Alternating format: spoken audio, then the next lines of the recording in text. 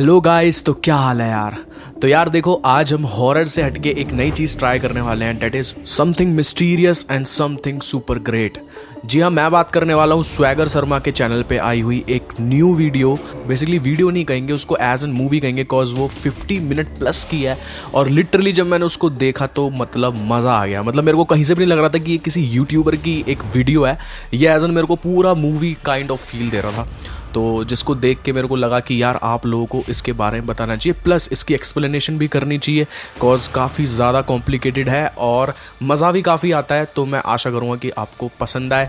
Video को starting से and तक देखना, तभी मज़ा आएगा। और करते हैं वीडियो को स्टार्ट। अब यहाँ पे मैं आगे बढ़ने से पहले आपको कैरेक्टर के नेम बता दूंगा, सो दैट आपको दिक्कत ना हो आगे कि मैं किसके बारे में बात करना चाह रहा हूँ। इनसे मिलिए, ये है शिल्पा और राघव, और कहानी के अंदर हम इन दोनों को एज एन कपल देखने वाले हैं। नेक्स्ट फ्रेम में आती है माधुरी एंड विक्रांत कपल। अगले किरदार शिवम एज एन यंगेस्ट जज और मन्नू भैया शिवम्स ब्रदर। उसके बाद है दो lawyer Jahnavi and Mishra. Video की स्टार्टिंग में हमें शिल्पा, जो कि अपने ही हस्बैंड की बॉडी के पास बैठी हुई होती है, चारों तरफ खून ही खून होता है और हमें देख के ऐसा लग रहा होता है कि वहां पे मर्डर हो चुका है और जो कि शिल्पा ने किया है। बट सडनली वहां पे कोई आ जाता है और शिल्पा वापस अटैक की पोजीशन में आ जाती है। स्टोरी आगे बढ़ती है और नेक्स्ट फ्रेम में हमें दिखाया जाता है कोर्ट का सीन, जहां पे मुन्ना भैया, जो कि जज के बुआ के लड़के होते हैं, मतलब ब्रदर्स होते हैं, वो एक लॉयर के साथ में कुछ बात कर रहे होते हैं, मतलब सेटिंग बिठा रहे होते हैं, जिसका स्वभाव में काफी मस्तीखोर और काफी टाइम पास दिखाया गया है पूरी वीडियो के अंदर। नेक्स्ट सीन आता है जहां पे द यंगेस्ट जज शिवम की एंट्री होती है और कोर्ट की प्रोसीडिंग स्टार्ट हो जाती है। सामने शिल्पा कटघरे में खड़ी हुई होती है और केस यही होता है कि शिल्पा पे आरोप होता है अपने हस्बैंड को मारने का। शिल्पा को डिफेंड करने के लिए एक लॉयर मिश्रा जी वहां पे प्रेजेंट होते हैं, जो कि पूरे केस में शिल्पा को डिफेंड करेंगे। स्टोरी मजेदार तब हो जाती है जब पता चलता है कि जो जज मतलब शिवम जो है वो शिल्पा को पहले से ही जानता है, इवन वो उसकी एक्स रह चुकी है स्कूल टाइमिंग पे। दोनों एक दूसरे को देख के चौंक जाते हैं, क्योंकि यहाँ पर दोनों ने एक दूसरे को एक्सपेक्ट नहीं किया होता है। उनकी स्टोरी क्या होती है वो आपको धीरे धीरे आगे फ्लैशबैक में वो पता चलती चली जाएगी। साथ में अपोजिशन में एक और लॉयर होती है जिनका नाम जानवी जी होता है, और वो उन पे आरोप लगाती है कि उन्होंने अपने हस्बैंड का मर्डर किया है। इवन काफी सारे एविडेंस लाइक फिंगरप्रिंट, गन, गवाह, काफी सारे सबूत होते हैं उनके खिलाफ। नेक्स्ट सीन में वो दोनों फ्लैशबैक में चले जाते हैं और स्कूल टाइम को याद करने लगते हैं जब वो दोनों साथ थे। आगे की स्टोरी में जानवी जी अपना विटनेस बुलाती है, जो कि माधुरी जी होती है। माधुरी शिल्पा की नेबर थी और उनका क्लेम होता है कि उन्होंने रात में 9:30 बजे शिल्पा को एग्रेसिव मोड में घर के अंदर जाते हुए देखा है। वो अपनी बालकनी से गीले कपड़े उतारने आई थी और तब उन्होंने ये सारी चीजें देखी। ये सब सुनने के बाद शिल्पा अपने आप को काफी डिफेंड करती है और चिल्लाती है कि ये सब मैंने नहीं किया, ये झूठ बोल रही है वगैरह वगैरह। माधुरी बताती है कि मैंने शिल्पा को आवाज भी दी, बट शिल्पा इग्नोर्स इट और वो अंदर चली जाती है। अभी थोड़ा ही टाइम गुजरा होता है कि माधुरी को एक गन शॉट की आवाज आती है, जिसको सुनकर वो काफी डर जाती है। वो तुरंत ही जाके अपने हस्बैंड विक्रांत को उठाती है और उनसे बोलती है कि सामने घर में से आवाज आई है, और विक्रांत जल्दी से वहां पे जाता है अपनी गन और अपना वॉलेट लेके। कार्रवाई और आगे बढ़ती है और हमारे नेक्स्ट विटनेस को बुलाया जाता है, जानवी जी की तरफ से होता है, और ये थे माधुरी के हस्बैंड विक्रांत, जो पेशे से एक पुलिस ऑफिसर भी थे। वो अपनी तरफ से हमें आगे का किस्सा बताते हैं कि बेसिकली उन्होंने घर जाने के बाद क्या देखा। वो बताते हैं कि घर जाने के बाद उन्होंने अपने फ्रेंड राघव की डेड बॉडी देखी, जिसके पास में शिल्पा बैठ के रो रही होती है और चारों तरफ खून ही खून पड़ा होता है। प्लस शिल्पा के हाथ में गन भी होती है, और जिसको देख के साफ ऐसा लग रहा था कि शिल्पा ने अपने हस्बैंड राघव को शूट कर दिया है। शिल्पा को जैसे ही पता चलता है कि उसको विक्रांत ने देख लिया है, देन वो उस पर भी अटैकिंग पोजीशन पे आ जाती है। ये सब सुनने के बाद मिश्रा जी उठ खड़े होते हैं और वो बताते हैं कि विदाउट एनी मोटिव और विदाउट एनी बेस कैसे कोई किसी का खून कर सकता है। ये सब सुनने के बाद शिवम जो है अपनी वापस से बैक मेमोरी के अंदर चले जाता है। जब वो दोनों साथ होते हैं वहां पे वो देखता है कि शिल्पा थोड़ी सी एग्रेसिव से होती है, बट उसको ये मानना कहीं पे हजम नहीं हो रहा होता कि शिल्पा किसी का मर्डर भी कर सकती है। स्टोरी आगे बढ़ती है और हमें नया विटनेस दिखाया जाता है, जो कि एक साइकाइट्रिस्ट होता है और जो कि शिल्पा को पहले एग्जामिन कर चुका होता है। वो अपनी तरफ से ये बताता है कि शिल्पा मर्डरर बिल्कुल हो सकती है, कॉज जितना उसने एग्जामिन किया है तो शिल्पा का कुछ दर्द भरा पास्ट है, लाइक उसकी मदर ने आत्महत्या कर ली होती है और उसके फादर से भी उसकी कुछ खास बनती नहीं है। तो वो इसको एक डिसऑर्डर बताता है जहां पर इंसान अपने पास्ट की ऐसी कुछ चीजों को ट्रिगर करता है अपनी लाइफ में, जिससे कि वो और भी ज्यादा एग्रेसिव हो जाता है और वो किसी पे भी हावी हो सकता है और किसी पे भी हमला कर सकता है। शिल्पा भी आगे से रिएक्ट करती है और वो बोलती है कि ये मेरी काफी सेंसिटिव मेमोरीज है और मेरी मेमोरीज के अंदर से आप मेरा एग्रेशन कैसे निकाल के दिखा सकते हो किसी को। इतने में ही हमारे जज यानी शिवम जो है अपनी फ्लैशबैक में चले जाते हैं, जहां पे जानवी और वो स्टेयर्स पे बैठ के कुछ बातें कर रहे होते हैं। वो दोनों क्लोज आ गए होते हैं कि इतने में उनकी मैम ऊपर से आ जाती है और उनको वहीं पकड़ लेती है। जानवी के फादर तो प्रिंसिपल ही होते हैं, मैम शिवम को अपने पेरेंट्स के साथ प्रिंसिपल रूम में आने के लिए बोल देती है। इतने में ही फ्लैशबैक खत्म होता है और एक नया विटनेस कोर्ट के अंदर पेश किया जाता है, जो कि शिल्पा के फादर और वही प्रिंसिपल होते हैं जिसको वो फ्लैशबैक के अंदर इमेजिन कर रहा होता है। वापस से वो उस प्रिंसिपल रूम के अंदर की जो सारी बातें थी वो सोचने लग जाता है, जहां पे ये किस्सा तब अग्रेसिव हो जाता है जब शिवम के पेरेंट्स के सामने प्रिंसिपल उसको गर्ल्स को मोलेस्ट करने की सजा देता है और शिल्पा चुप रहती है, जबकि ये सब उनकी म्यूचुअल अंडरस्टैंडिंग से हो रहा था। प्रिंसिपल उसको रस्टिगेट कर देता है और उसके बोर्ड के एग्जाम भी आने वाले होते हैं, मतलब उसका 1 साल वेस्ट हो जाता है। ये सब सोचने के बाद वो और भी ज्यादा एक्स्ट्रा स्ट्रिक्ट हो जाता है और कोर्ट की प्रोसीजर आगे बढ़ाने की बात करता है।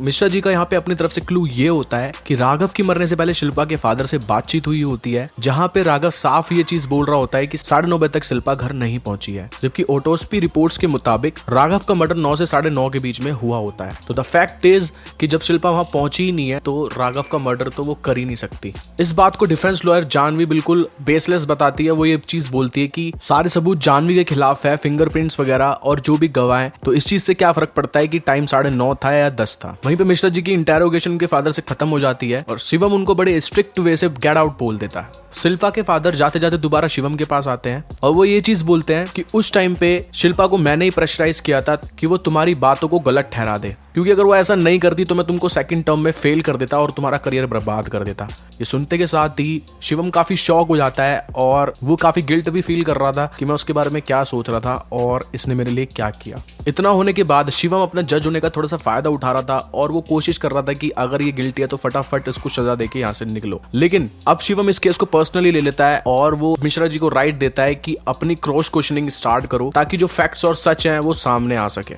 केस में अचानक से एक नई जान सी आ जाती है और अब क्रॉस क्वेश्चनिंग का सिलसिला स्टार्ट हो जाता है। तो इस लिस्ट में सबसे पहले आते हैं साइकाइट्रिस्ट और मिश्रा जी उनसे कुछ सिंपल सवाल करते हैं उनकी डिग्री और उनकी यूनिवर्सिटी के बारे में कि कहाँ से उन लोगों ने अपनी पूरी पढ़ाई कर रखी है, क्योंकि उन्होंने 2 घंटे के अंदर शिल्पा को एक क्रिमिनल माइंड घोषित कर दिया था। नेक्स्ट सीन में डॉक्टर साहब थोड़े से हिचकिचाते हैं और यूनिवर्सिटी और उनकी डिग्री के बारे में कुछ खास बोल नहीं पा रहे थे। वो मिश्रा जी सामने से बताते हैं कि इनकी यूनिवर्सिटी कोई गाजियाबाद में थी और इन्होंने अपनी डिग्री भी हासिल करी है ऑनलाइन क्लासेस से कोरोना के टाइम पे, सो दैट जिसमें भी वो जस्ट पास ही हुए हैं। तो इनकी स्टेटमेंट हम इस केस के अंदर कैसे वैल्यूएबल ले सकते हैं जबकि इनकी डिग्री वैल्यूएबल नहीं है। इतना सुनते के साथ ही कोर्ट उस पर ही उल्टा धारा लगा देता है और उसकी स्टेटमेंट खारिज कर देता है। ओपोजिशनल लॉयर जानवी जी ये बोलती है कि क्या हुआ अगर इनकी स्टेटमेंट खारिज हो गई तो अपने पास 2 और वैलिड सबूत है, गवाह हैं जिनकी स्टेटमेंट एकदम प्योर है। मिश्रा जी को जज की तरफ से चांस मिलता है उन लोगों से भी क्रॉस क्वेश्चनिंग करने का। स्टोरी आगे बढ़ती है और इस बार कटघरे में खड़े थे विक्रांत, जी हाँ पुलिस ऑफिसर।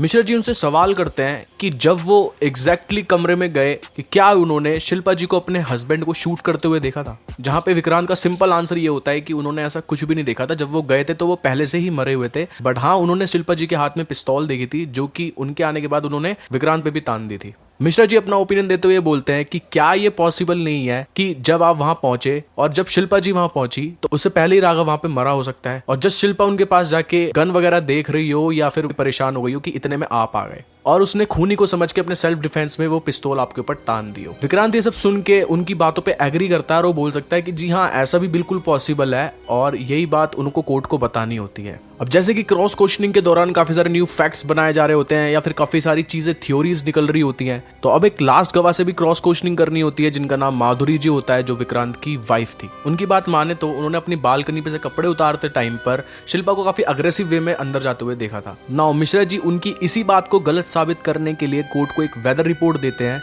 जो कि ये क्लेम कर रही थी कि उस टाइम पे 24 घंटे बारिश हो रही थी, तो वो कौन से ऐसे कपड़े थे जो बारिश में सूख रहे थे। मिश्रा जी एक पॉइंट और खड़ा करते हैं जिसमें वो विक्रांत और उनकी बीवी माधुरी से क्वेश्चन करते हैं कि अगर आप दोनों ने शिल्पा जी को देखा तो मुझे ये बताइए कि उन्होंने कौन से कलर की साड़ी पहन रखी थी। दोनों को ही याद नहीं होता तो मिश्रा जी थोड़ा और इंटरोगेशन करने के लिए एक गवाह लेके आते हैं जो कि एक डिलीवरी बॉय होता है, जिसका एक क्लेम होता है कि रात 9:30 से 9 बजे के बीच में माधुरी राघव के घर से बाहर आ रही होती है। माधुरी से पूछे जाने पे माधुरी कहती है कि मेरा कोई कपड़ा वहां पे उड़ गया था, दैट्स व्हाई मैं वहां पे गई थी। तो मिश्रा जी एक नया पहलू ओपन करते हैं जो कि जुड़ा हुआ था विक्रम के घर पे जो लैंडलाइन था उसकी कॉल डिटेल से। बेसिकली सीन क्या था कि विक्रम के घर से घंटों बात होती थी राघव के घर पे। अब विक्रम से पूछा जाता है कि क्या वो ये चीजें या वो ये बातें करता था, तो विक्रम साफ इनकार कर देता है। तो सिंपल जो शक था वो सारा का सारा माधुरी पे चला गया और मिश्रा जी की इंटेरोगेशन के दौरान दौरान जब मिश्रा जी काफी ज्यादा उनको प्रेशराइज करते हैं या फिर काफी ज्यादा दलीलें पेश करते हैं अपनी तरफ से, तो माधुरी जी का मुंह एक्सीडेंटली ओपन हो जाता है और वो सबको बताती है कि वो वहां पर गई थी। एक्चुअली होता यह है कि राघव और माधुरी का अफेयर चल रहा होता है और माधुरी का प्लान होता है कि वो अपने पति विक्रम को धोखा देगी और राघव के साथ जाके शादी कर लेगी।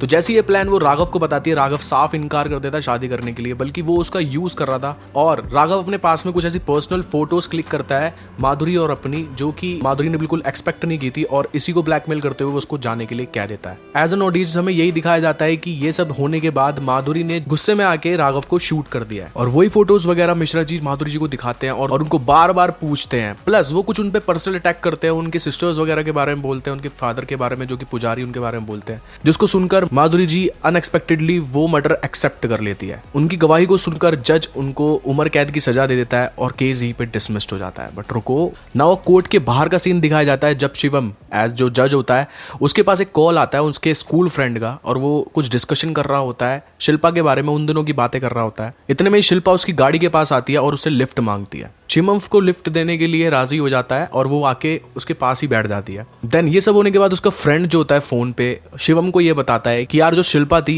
वो बहुत ज्यादा एग्रेसिव थी, इवन मैंने ये सब चेक करने के लिए कि तुम दोनों का रिलेशनशिप कैसा चल रहा है, उस टाइम पे जब तुम्हारे मम्मी पापा को प्रिंसिपल ऑफिस तक बुलाया गया था, मैंने शिल्पा को ये बोल दिया कि इसके ट्यूशन में भी किसी के साथ अफेयर वगैरह चल रहा है और ये तुमको धोखा दे रहा है, जस्ट क्रॉस चेक करने के लिए, ऐसे भड़काने के लिए, जिसकी वो माफी उससे मांगता भी है उसी टाइम पे। और ये सब सुनने के बाद शिल्पा बिना क्रॉस चेक किए गुस्से में खुद से ही ऑफिस रूम में ये कह देती है कि राघव मेरे को मोलेस्ट कर रहा था, मतलब एग्री कर जाती है उस बात पे। प्लस वो उसको ये भी बताता है कि उसके बाहर जाने के बाद वो और भी ज्यादा लड़ाई वगैरह करने लग गई थी, मतलब उसका एग्रेशन बढ़ता जा रहा था, और साथ ही में उसने एक नया बंदा और एक नया गाय ढूंढ लिया था डेट करने के लिए, और वो उसके साथ में रिलेशनशिप में आ गई थी। ये सब सुनने के बाद शिवम उसका गेम जो है थोड़ा थोड़ा समझने लगता है कि कैसे कैसे चीज़ों को मैनिपुलेट किया गया, कैसे कैसे मेरे सामने रखा गया, और ये उसको पता चल जाता है कि मे बी कहीं ना कहीं कुछ कुछ छूट रहा है। और वो जैसी ही ये चीज़ शिल्पा को कंसिडर करता है, शिल्पा से पूछता है, तो शिल्पा इनडायरेक्टली उसका रिप्लाई करती है, और शिल्पा के रिप्लाई से साफ लग रहा था कि ये मर्डर उसी ने ही किया है। और वहां पे शिवम एक षड्यंत्र में फंस चुका था जिसका जजमेंट भी अब हो चुका था और कुछ नहीं हो सकता था। तो अब मैं तुम्हें पूरी बात बताता हूँ। हुआ यूं था, माधुरी के घर से चले जाने के बाद राघव की बीवी शिल्पा वापस आ जाती है और राघव को ये बोलती कि अगर उनके फादर का कॉल आए तो बोल देना मैं भी घर पे नहीं हूं, बिकॉज़ मेरा बात करने का मन नहीं है। उसके कहते के साथ ही उसके फादर का सामने से कॉल आता है और वो पूछता है कि शिल्पा घर पे आ गई है नहीं आ गई, और राघव उसको मना कर देता है कि शिल्पा अभी तक नहीं आई, जिसकी कॉल रिकॉर्डिंग हमें सुनाई जाती है।